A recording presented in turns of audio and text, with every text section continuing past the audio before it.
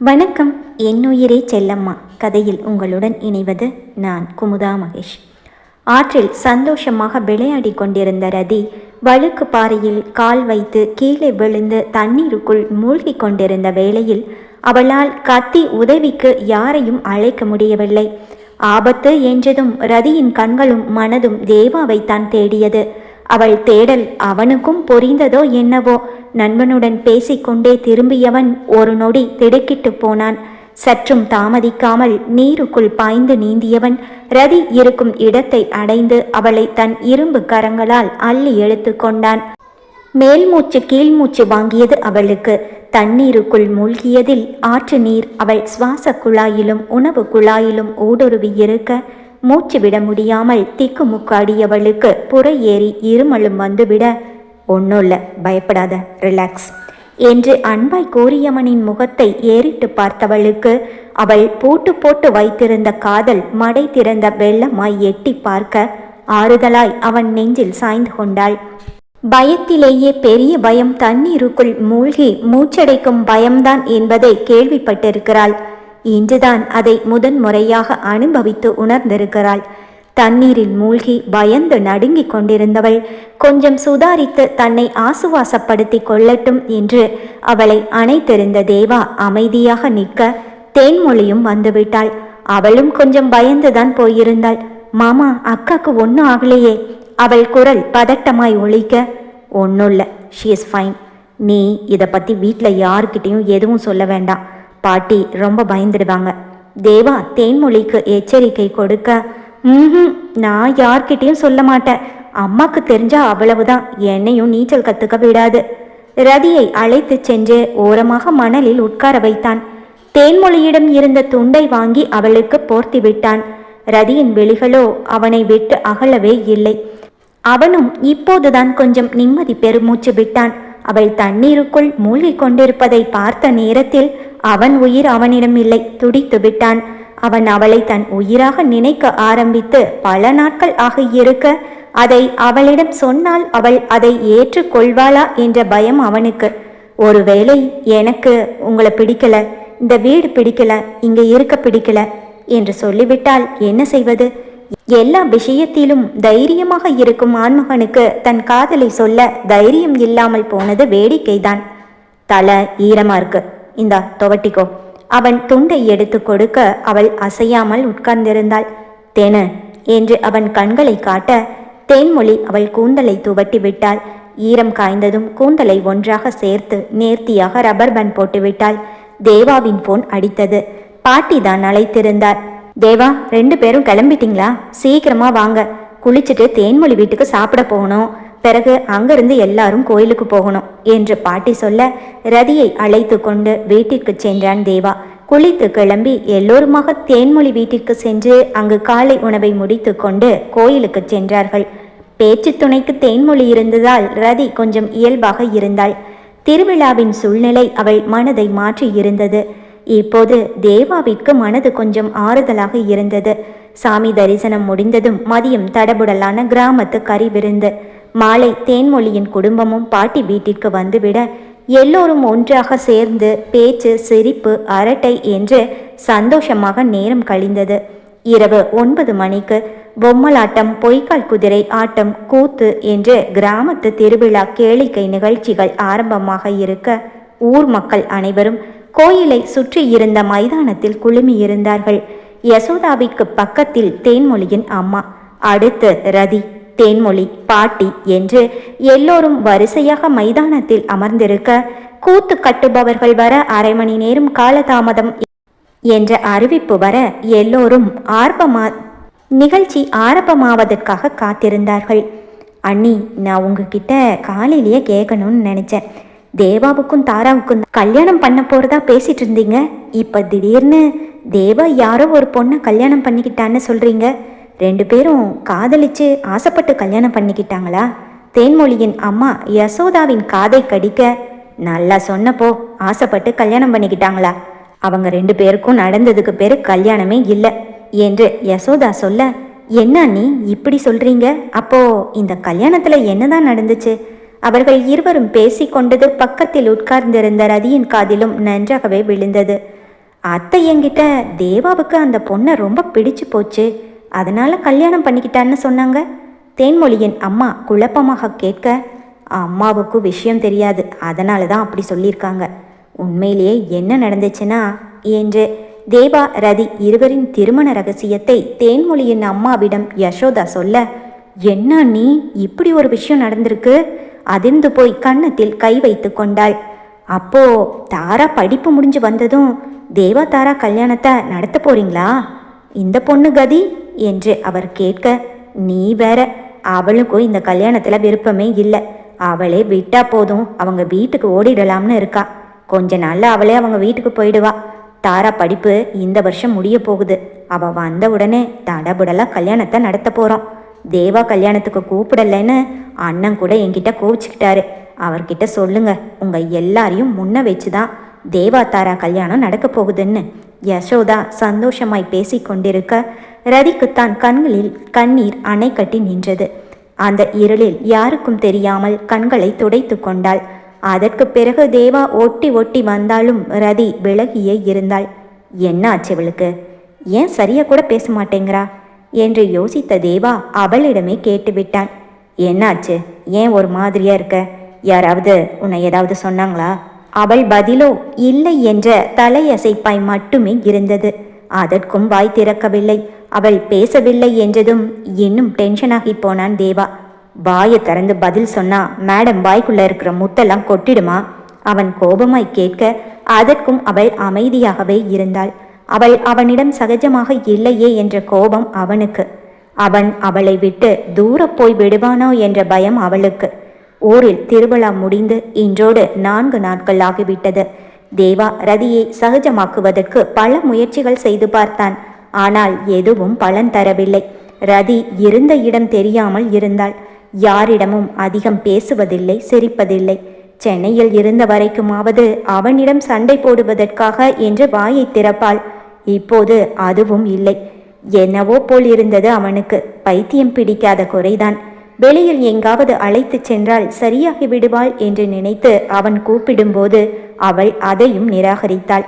அன்று வள்ளியம்மை பாட்டியுடன் வயலுக்கு சென்றிருந்த பத்மாவதி பாட்டி சுளுக்க பிடித்து முடியவில்லை. அவரால் சுத்தமாக நடக்கவும் முடியவில்லை. பாட்டி, பக்கத்து டவுன் ஹாஸ்பிட்டலுக்கு போயிட்டு வரலாம் வாங்க என்று தேவா அழைக்க, இல்லப்பா, நம்ம ஊருக்கே போயிடலாம் என்றார் பாட்டி. என்ன பாட்டி பேசுறீங்க? வலியோட எப்படி ஊருக்கு போக முடியும்? தேவா கேட்க, யசோதா கிட்ட வலி குறைய மாத்திரை இருக்கு, அதை போட்டா கொஞ்சம் வலி குறைஞ்சிடும், ஊருக்கு போற வரைக்கும் தாங்கும் என்று பாட்டி சொல்ல, வலி குறைய மாத்திரை இருக்கா? பாட்டி, சித்தி என்ன டாக்டரா? தேவா கேட்க, தேவா, பெயின் கில்லர் டேப்லெட்டை தான் பாட்டி அப்படி சொல்றாங்க, அபிராமி கூறினாள். அம்மா, நாங்க நாளைக்கு காலையிலேயே ஊருக்கு போறோம். அத்தைக்கு கால் வலி சரியாகுமான்னு தெரியல, யசோதா வள்ளியம்மையிடம் கூறினாள். சரிம்மா, ஊருக்கு போனதும் முதல்ல போய் டாக்டரை பாருங்க. இங்க வந்து சம்மந்திக்கு இப்படி ஆயிடுச்சு, எனக்கு வருத்தமா இருக்கு. வள்ளியம்மை முகத்தில் கவலை ரேகைகள். தேவா, அவங்க போகட்டும், நீயும் ரதியும் இன்னும் 4 நாள் இருந்துட்டு போகலாமே? பாட்டி மிகுந்த எதிர்பார்ப்புடன் கேட்க, தேவா ரதியின் முகத்தை பார்த்தான். அவள் முகத்தில் எந்த உணர்ச்சியும் இல்லை. அவள் மகிழ்ச்சியாக இருந்திருந்தால் கண்டிப்பாக இன்னும் 1 வாரம் கூட இங்கு இருந்திருப்பான். இங்கு இருந்தால் அவளை பற்றியே யோசிக்க வேண்டியிருக்கும். சென்னைக்கு சென்றாலாவது அலுவலக வேலைகளில் கவனத்தை செலுத்தினால் இந்த நினைவுகள் கொஞ்சம் குறையும் என்று நினைத்தவன், இல்ல பாட்டி, இப்போதைக்கே நாங்கள் கிளம்புறோம், அடுத்து சீக்கிரமாவே திரும்பவும் வரோம் ஆறுதலாக சொல்லிவிட்டு ரதியின் முகத்தை பார்த்தான் தேவா. அவள் இங்கேயே இருக்கலாம் என்று ஒரு வார்த்தை சொல்ல மாட்டாளா என்று நினைத்து அவன் அவள் முகத்தை பார்க்க, அவள் முகத்திலோ எந்த ஒரு மாறுதலும் இல்லை. வள்ளியம்மைக்குத்தான் அவர்களை அனுப்ப மனமே இல்லை. இருந்தாலும் வேறு வழி இல்லை. இரவு பாட்டிக்கு கால் வீக்கத்துடன் வலியும் அதிகமாகி போக தேவா பாட்டியை மருத்துவமனைக்கு வருமாறு வற்புறுத்தி கொண்டிருந்தான். தேவாவை தேடி வந்த ரதி தன் போனில் ஒரு பெயின் கில்லர் ஆயின்மெண்ட்டை காட்டி, மெடிக்கல் ஷாப் போய் இந்த ஆயின்மெண்ட்டை சீக்கிரம் வாங்கிட்டு வாங்க. இப்போது அவளே அவனிடம் வந்து பேசினாள். அவளையே முறைத்து பார்த்தான் தேவா. அவள் கண்டுகொள்ளவில்லை. இந்த ஆயின்மெண்ட் போட்டா பாட்டிக்கு வலி இம்மீடியட்டாக கம்மியாயிடும், சீக்கிரமா போய் வாங்கிட்டு வாங்க சொன்னவள் அவன் பதிலை எதிர்பாராமல் பாட்டியிடம் சென்று காலை தேய்த்து விட்டு மசாஜ் செய்து கொண்டிருந்தாள். செவிலியர் தொழிலில் அவள் கற்றுக்கொண்ட பாடம் இப்போது பாட்டிக்கு உதவியாக இருந்தது. ஒருபுறம் அவள் மேல் கோபம் இருந்தாலும் இன்னொரு புறம் பாட்டியிடம் அவள் காட்டும் அக்கறையை பார்த்து மனமகிழ்ந்து மருந்து கடைக்கு சென்ற தேவா அவள் சொன்ன மருந்தை கேட்க, கடைக்காரர், இது இல்லைங்க, ஆனால் இதே காம்பினேஷனில் வேற பிராண்ட் மருந்து இருக்கு என்று சொல்ல, தேவா ரதிக்கு ஃபோன் செய்தான். ஃபோனை கடைக்காரர்கிட்ட கொடுங்க. அவள் சொல்ல, பரவாயில்ல, என்கிட்டயே சொல்லு, நானே வாங்கிட்டு வரேன் என்றான். வேற பெயின் கில்லர் ஆயின்மெண்ட் இருக்கான்னு கேட்கணும், தயவு செஞ்சு ஃபோனை அவர்கிட்ட கொடுக்குறீங்களா? அவள் சொல்ல, கடைக்காரனுக்கும் தேவாவின் வயது தான் இருக்கும். அவள் அவனிடம் பேசுவது அவனுக்கு பிடிக்கவில்லை. என்ன தவிர எல்லார்கிட்டையும் நல்லா தான் பேசுறா. அவன் உதடுகள் முணுமுணுத்தது. போனை வாங்கிய கடைக்காரர், எஸ் மேடம், ஓகே மேடம் என்று 2 வார்த்தைகள் மட்டுமே பேசிவிட்டு போனை தேவாவிடம் கொடுத்துவிட்டு வேறு ஒரு ஆயின்மெண்ட்டை எடுத்து கொடுக்க அதை வாங்கி வந்து ரதியிடம் கொடுத்தான். பாட்டி, காலை இப்படி நல்லா நீட்டி வைங்க. எஸ், அப்படிதான், இன்னும் கொஞ்சம். அவள் சொல்ல, என்னால் முடியலம்மா, ரொம்ப வலிக்குது. பாட்டி வலியில் துடிக்க, சரியாயிடும் பாட்டி, இந்த ஆயின்மெண்ட்டை போட்டால் சீக்கிரமே வலி குறைஞ்சிடும். சுவற்றில் சாய்ந்து தன் கைகளை மார்புக்கு குறுக்கே கட்டி அவளையே பார்த்து நின்றான் தேவா. 2-3 நாட்களுக்கு பிறகு இன்றுதான் தொடர்ச்சியாக 4 வார்த்தைகள் பேசுகிறாள். இதற்கு முன்பு 2 நாளாக வெறும் தலையசைப்பு மட்டுமே, அதிகபட்சம் ஆமாம் இல்லை என்ற வார்த்தைகள்தான். பார்த்து கேட்டு அழுத்து போய் இருந்தவனுக்கு இப்போது மனம் கொஞ்சம் நிம்மதியாக இருந்தது. அவள் ஆயின்மெண்ட்டை போட்டு மசாஜ் செய்ய அடுத்த 10 நிமிடத்தில் கால்வலி காணாமல் போயிருந்தது. பாட்டி இயல்பு நிலைக்கு திரும்பி இருந்தார். பாட்டிக்கு நானும் ஹெல்ப் பண்றேன். வேண்டுமென்றே அவள் அருகில் சேரை இழுத்து போட்டு அவளை உரசியபடி உட்கார்ந்து கொண்டான் தேவா. அவன் வேண்டுமென்றே செய்கிறான் என்பது அவளுக்கும் புரிந்தது. எவ்வளவு மருந்து போடணும், எப்படி தேய்க்கணும் அவன் கேட்க, சொல்லி கொடுத்து விட்டு ரதி எழ முயல, ஐயோ அம்மா என்று பாட்டியின் சத்தம். டேய், இது காலா இல்லை என்னன்னு நினைச்ச? ரதி மருந்து போட்டு தேய்ச்சி விட்டப்போ கம்மியான வலி நீ தேய்ச்சதுல திரும்பவும் வந்துடும் போல இருக்கு. நீ எழுந்துரு முதல்ல. அவ கை பூ மாதிரி இருக்கு. நீ மருந்து போடுறேங்கிற பேர்ல என் எலும்ப தனியா பிச்சு எடுத்துடுவ போல இருக்கே. இந்த முரட்டு கை அடிதடி சண்டைக்கு தான் லாயக்கு. பாட்டி சொல்ல சிரித்து விட்டாள் ரதி. அவள் சிரிப்பை எத்தனை நாட்களுக்கு பிறகு பார்க்கிறான். தன் இடது கை விரல்களை மடித்து தாடையில் வைத்து உட்கார்ந்தவன் அவள் சிரிப்பை மெய்மறந்து பார்த்து கொண்டிருக்க, அம்மா இப்போ எப்படி இருக்கு, வலி குறைஞ்சிருக்கா கேட்டுக்கொண்டே மனோகர் உள்ளே வர அவசரமாக எழுந்து கொண்டாள் ரதி. இப்போ வலி இல்லப்பா, ரதி ஏதோ மருந்து வாங்கிட்டு வர சொல்லி போட்டு தேய்ச்சி விட்டா, அதான் வலி குறைஞ்சிடுச்சு. பாட்டி எழுந்து நடக்கவே ஆரம்பித்து விட்டார். உன் கையில ஏதோ மாயம் இருக்குமா, நீ தொட்ட உடனே வலி காணாம போயிடுச்சு. பாட்டி மகிழ்ச்சியாய் பேச, கையில மட்டும் இல்லை, அவ கண்ணுலையும் ஏதோ மாயம் இருக்கு. அந்த கண்ணு தான் என்னை ஏதோ பண்ணுது. தேவா மனதில் நினைத்து கொண்டான். இவ சரியான மாயக்காரி தான். அதான் பழி வாங்குறேன்னு சொல்லி கல்யாணம் பண்ணிக்கிட்டு வந்த என் பையனை மயக்கி அவ பின்னாடியே சுத்த வைக்கிறாளே. இது யசோதாவின் மைண்ட் வாய்ஸ். கிராமத்தில் இருந்து அதிகாலை கிளம்பியவர்கள் அன்று இரவு சென்னைக்கு வந்து சேர்ந்தார்கள். பாட்டி கால்வலி குறைந்திருந்தாலும் கால் வீக்கம் இருந்தது. பாட்டியை அழைத்து சென்று அவர் அறையில் படுக்க வைத்த தேவா, பாட்டி நாளைக்கு காலையில் ஹாஸ்பிட்டல் போயிட்டு வந்துடலாம் என்று சொல்ல, எதுக்குப்பா, அதான் ரதி மருந்து போட்டால் வலி கம்மியாகுதில்ல என்று பாட்டி சொல்ல, எதுக்கும் போய் செக் பண்ணிட்டு வந்துடலாம் பாட்டி, காலையில் ரெடி ஆயிடுங்க என்றான். வீட்டுக்கு வந்ததும் முதல் வேளையாக ரதி தேடி சென்றது மணியைத்தான். பொன்னி அக்கா நல்லா இருக்கீங்களா? மலர் எப்படி இருக்கா? ஆமா, மணி எங்க காணோம்? சரியா சாப்பிட்றானா? நாலாபுறமும் கண்களை சுழல விட்டபடியே அவள் கேட்க, இங்கதாமா எங்கேயாவது இருப்பான், தோட்டத்துக்கு போயிருப்பான்னு நினைக்கிறேன். நீங்க ஊருக்கு போனதும் அவன் ரூமுக்குள்ளெல்லாம் தூங்குறதில்ல, தோட்டத்து பெஞ்சில தான் படுத்து தூங்குறான். நீ இல்லாம அவன் சரியா சாப்பிட்றதில்ல, பாலும் குடிக்கிறதில்ல. பொன்னி சொல்ல மணியை தேடி தோட்டத்திற்கு ஓடினாள் ரதி. பாட்டியை அறையில் படுக்க வைத்துவிட்டு வெளியில் வந்த தேவா ரதி வந்ததும் வராததுமாக தோட்டத்து பக்கம் செல்வதை பார்த்ததும், இவ்வளவு அவசரமா எங்க போயிட்டு இருக்கா? அவனும் அவள் பின்னாலேயே சென்றான். மணி, மணி, நான் வந்துட்டேன், நீ எங்கடா இருக்க? அவள் தேடிக்கொண்டே நடக்க, ஓ மணியை தேடி போறியா? அந்த பூனைக்குட்டி மேலே இருக்கிற அன்பில் ஒரு துளியாவது இந்த புருஷன் மேலேயும் வச்சிருக்கலாம். ஏக்க பெருமூச்சு விட்டபடியே தேவா பின்னால் திரும்ப மணி அங்கிருந்த பெஞ்சின் மேல் படுத்து ஒய்யாரமாக தூங்கிக் கொண்டிருந்தான். ஓ சார், இங்கே தான் இருக்கீங்களா? தேவா பெஞ்சின் மேல் ஏறி உட்கார்ந்து மணியை தன் கையில் தூக்க அவன் தூக்கம் கலைந்து தேவாவை பார்த்ததும் மியாவ் என்று குரல் எழுப்ப அந்த சத்தம் ரதியின் காதிலும் விழுந்தது. எங்கடா இருக்க?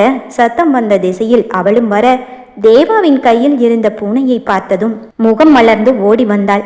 அவள் பூனையை அவனிடமிருந்து வாங்க முயல அவனோ கொடுக்க மாட்டேன் என்பது போல் கெட்டியாக பிடித்து கொண்டான்.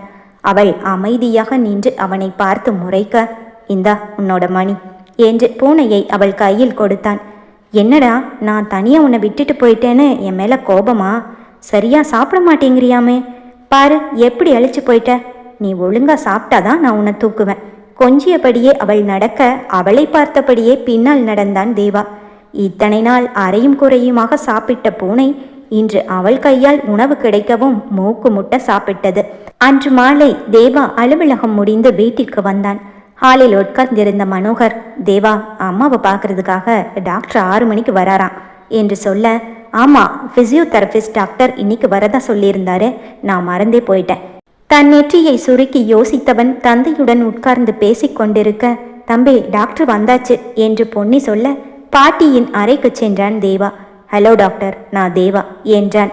ஹலோ சார், டாக்டர் விக்னேஷ் அனுப்பினாரு, நான் ஃபிசியோதெரபிஸ்ட். டாக்டரும் தேவாவும் கைக்குலுக்கி கொண்டார்கள். இவங்களுக்கு 1 வாரம் எக்ஸசைஸ் ப்ரிஃபர் பண்ணியிருக்காங்க. ஈவினிங் நான் வந்து பண்ண வைக்கிறேன். நான் ஈவினிங் சொல்லி கொடுக்கறத இவங்க திரும்பவும் காலையில் ஒரு நேரம் பண்ணணும். ரொம்ப சிம்பிள் எக்ஸசைஸ் தான். இதை இவங்க ரொட்டீனாக பண்ணினா இவங்களுக்கு ஃப்யூச்சரில் கால் பாதம் மூட்டுன்னு எந்த ப்ராப்ளமும் வராது. அதோட இவங்க பிளட் சுகர் எப்பவும் கண்ட்ரோலில் இருக்கணும் டாக்டர் சொல்ல, ஓகே டாக்டர், நான் பார்த்துக்கிறேன் என்றான் தேவா.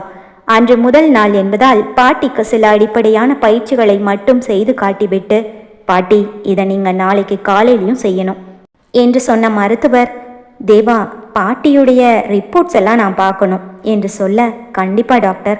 பாட்டியின் அரை டிராயரில் ரிப்போர்ட்டுகளை தேடினான் தேவா.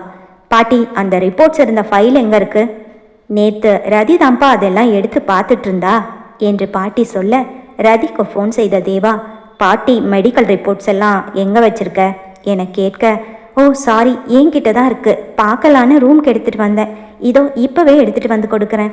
அடுத்த 2 நிமிடத்தில் கையில் ரிப்போர்ட் கவருடன் அறைக்குள் வந்தாள் ரதி. பாட்டியின் பக்கத்தில் நின்றிருந்த டாக்டர் திரும்பவும் ரதி உள்ளே வரவும் சரியாக இருந்தது. ஜீவா சார், நீங்களா? ரதியின் முகத்தில் மலர்ச்சி, உதட்டில் புன்னகை. அவள் சந்தோஷமாய் கேட்க தேவா புருவத்தை உயர்த்தி ரதியை பார்த்தான். ரதி, நீங்க எப்படி இருக்கீங்க? ஜீவாவின் முகத்திலும் மகிழ்ச்சி. இருவரையும் மாறி மாறி பார்த்தான் தேவா. என்ன ரதி, திடீர்னு ஒரு நாள் காணாம போயிட்டீங்க? நீங்க ஹாஸ்பிட்டலை விட்டுட்டு நின்னதும் அம்மா தான் ரொம்ப அப்செட் ஆயிட்டாங்க. இன்ஃபேக்ட் ஹாஸ்பிட்டலில் இருக்கிற நம்ம ஸ்டாஃப்ஸ் எல்லாருமே உங்களை ரொம்ப மிஸ் பண்ணுறாங்க. மேல் படிப்புக்கு அமெரிக்கா போகணும்னு சொன்னீங்க. நான் உங்கள் ஆசையை நிறைவேற்றணும்னு எல்லா ஏற்பாடுகளும் பண்ணிட்டு இருந்தேன். நீங்கள் என்னடானா சொல்லாமல் கொள்ளாமல் காணாமல் போயிட்டீங்க. இது உங்களுக்கே நியாயமா? ஆனால் சர்ப்ரைஸாக இன்னைக்கு நான் உங்களை பார்ப்பேன்னு எதிர்பார்க்கவே இல்லை. அம்மாவுக்கு தெரிஞ்சா ரொம்ப சந்தோஷப்படுவாங்க. ஜீவா ஆச்சரியத்துடன் பேசி கொண்டிருக்க ரதிக்குத்தான் என்ன சொல்வதென்றே தெரியவில்லை. பக்கத்தில் தேவா நின்று கொண்டிருக்கிறான். எதுவும் பேசாமல் அமைதி காத்தாள். உங்களுக்கு கல்யாணம் ஆயிடுச்சுன்னு கேள்விப்பட்டேன். ஜீவா ரதியின் கழுத்தில் இருந்த தாலியை பார்த்தபடியே கேட்க, ஆமா என்று தலையை மட்டும் அசைத்தாள் ரதி. ஜீவா ரதியிடம் உரிமையாக பேசுவது தேவாவிற்கு பிடிக்கவில்லை. அவ்வளவு நேரம் அமைதியாக இருந்தவன் ஜீவா திருமணத்தை பற்றி பேசவும், எஸ், கல்யாணம் ஆயிடுச்சு, ஷீ இஸ் மை வைஃப். ரதியின் பக்கத்தில் நின்றவன் அவள் கை விரல்களுக்குள் தன் விரல் சேர்த்து கோர்த்து கொண்டான். அவள் கையை அழுத்தமாக பிடித்து கொண்டான். மருத்துவமனையில் கலகலப்பாக பேசி சிரிக்கும் ரதிக்கும் இந்த ரதிக்கும் நிறைய வித்தியாசங்கள் இருக்கவே, ரதி திருமணத்தில் ஏதோ நடந்திருக்கிறது என்பதை புரிந்து கொண்ட ஜீவா, இது பற்றி இப்போது எதுவும் கேட்க முடியாது, இன்னொரு நாள் ரதியிடம் தனியாக கேட்டு தெரிந்து கொள்ளலாம் என்று நினைத்து கொண்டான். தன் அம்மாவை ரதியிடம் பேச சொல்லலாம் என்று நினைத்த ஜீவா, ரதி உங்கள் ஃபோன் நம்பர் மாற்றிட்டீங்களா? நான் உங்களுக்கு ட்ரை பண்ணப்போ ஸ்விட்ச் ஆஃப்னு வந்துச்சு. ஜீவா கேட்க ரதி தேவாவை பார்த்தாள். பிறகு, ஆமாம் சார், நம்பர் சேஞ்ச் பண்ணிட்டேன் என்று சொல்ல, can I get your number? Jeeva கேட்க என்று தொண்டையை செருமிய தேவா, டாக்டர் நீங்கள் என்னோட நம்பர் எடுத்துக்கோங்க, 9872 என்று அவன் நம்பரை சொன்னவன், ஏதாவது முக்கியமான விஷயம்னா எனக்கே கால் பண்ணுங்க, அவங்கள எதுக்கு டிஸ்டர்ப் பண்ணிக்கிட்டு என்று ரதியை பார்க்க ஜீவாவிற்கு அவன் பேச்சின் அர்த்தம் புரிந்தது. ஓகே சார், தேங்க்யூ, நான் நாளைக்கு வரேன் என்று சொல்லிவிட்டு அவன் கிளம்பிவிட போகும் அவனையே வெறித்து பார்த்து கொண்டிருந்தான் தேவா. அவன் கைக்குள் பிடித்திருந்த அவள் விரல்கள் வலியை கொடுக்க தன் கையை அவனிடமிருந்து விலக்க முயற்சித்தாள் ரதி. அவள் கைகளை இன்னும் அழுத்தமாக பிடித்து கொண்டான் தேவா. வலி உயிர் போனது. அம்மா, கை வலிக்குது ரதி சத்தமாக கத்த அவளை பார்த்து முறைத்தபடியே அவள் கையை விடுவித்தவன் விருட்டென்று அறையை விட்டு வெளியில் சென்று விட்டான்.